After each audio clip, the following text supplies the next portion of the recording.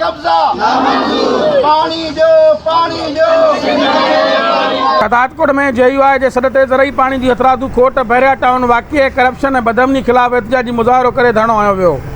जमियत उलमा इस्लाम फे पारां सिंध में ज़रई पाणी जी हथरादू खोट बहरिया टाउन वाक़िए करप्शन ऐं बदअमनी ख़िलाफ़ मौलाना मोहम्मद जान आबिद, मौलाना मुबीन अहमद मस्तोई, हाफ़िज़ सनाउल्लाह थईम, कारी कमरदीन बलोच, हाकिम बिरोई, हाफ़िज़ वलीउल्लाह ऐं ॿियनि जी अॻवानी में हथनि में प्ले कार्ड ऐं जमियत जा झंडा खणी तहसील मस्जिद खां एहतिजाजी रैली कढी प्रेस क्लब अॻियां एहतिजाजी मुज़ाहिरो करे धरणो हयो।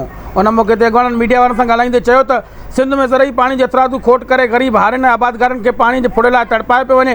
हिननि चयो त सारियुनि जे फसल जी मुंद ख़तमु थियण वारी आहे। ॿिए पासे पाणी जी खोट हुजण करे हिन वक़्त ताईं सारेलो बेचारो बि न पुखजी सघियो आहे। हिननि चयो त PP हुकूमत मलक रियाज़ जी वंगार वही क़ौम परस्तनि ते कूड़ा केस दाख़िल करे केतिरनि ई अॻवाननि कारकुननि खे गिरफ़्तार कयो आहे, जंहिंजी मज़म्मत कयूं था।